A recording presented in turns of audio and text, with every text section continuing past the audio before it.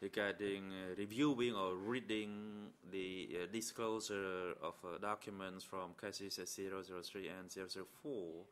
It's not just the parties who face this challenge. We, the Chamber, face the same challenge. And the Chamber is trying to provide our decision to the submission made by the defense team for Khieu Samphan.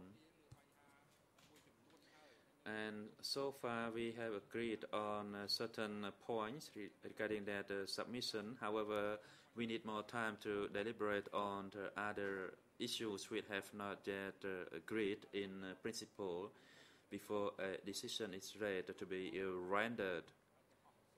As the request or the submission by Khieu Samphan also extends and covers certain issues concerned and raised by the other parties. And for this reason, the Nunchia's defense to request for the adjournment to hear the facts regarding the jam is overruled, and the proceedings of hearing the testimonies will proceed as scheduled, in particular those witnesses and civil parties which have been scheduled. And for that reason, the floor is again given to the Deputy Co-Prosecutor to continue putting questions to this witness. Thank you, Mr. President. Mr. Witness, the statement that was provided to you,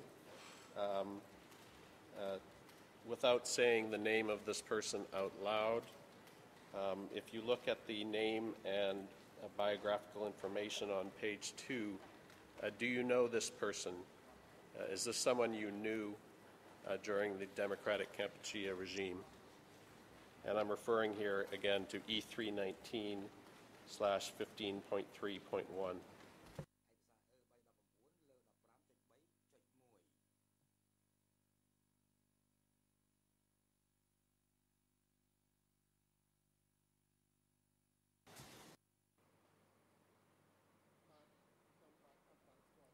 No, I do not know this person. Mr. Witness, this person was a former secretary of one of the districts in Sector 41 of your zone and gave the following testimony at answer 14 of this statement. Quote, "We had a meeting at the sector level, and the sector level gave an order to smash Cham people. I was the district chief, and I received that order. Then I delegated the work to C, my deputy chairman, to implement. C was the one who contacted the villages and communes to compile the names and count the number of all the Cham people and took them to be killed at Tuol Bang. C reported to me that the orders had been carried out, and I reported to the sector level accordingly." End of quote. And in answers 20 to 22 of that same statement, quote, "The order was carried out not only in other communes in my district, but also in the other 4 districts. Question, were those orders related to the arrests of Cham people to be killed? Answer, yes, it was the order to make arrests and smash at the same time. But we carried out execution of all the Cham people after we had already arrested people of other elements. I received the orders during monthly meetings of the sector with participation of all the district committees." End of quote.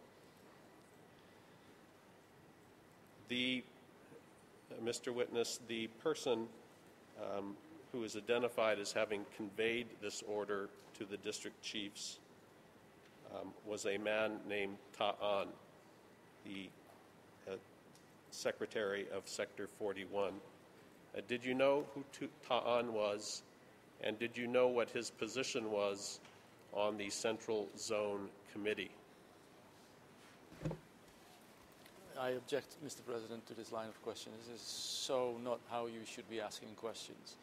He's now asking questions about Ta'an, having first read an enormous excerpt of this WRI, of this particular witness. He has now what he wants, the prosecution. This evidence is now spoken out in court.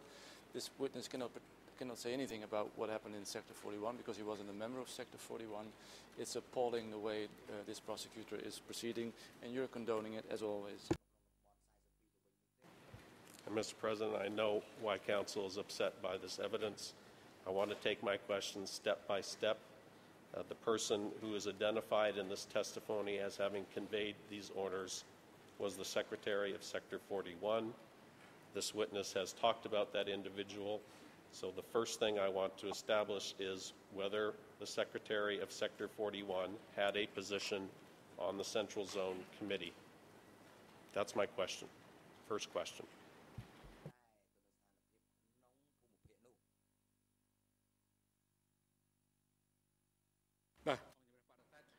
President, the objection raised by the defense team for Nunchi is overruled. And witness, please respond to the last question put to you by the deputy co-prosecutor. Witness, yes, I know Ta'an. Ta'an was secretary of Sector 41 and he was within the standing committee member of the zone.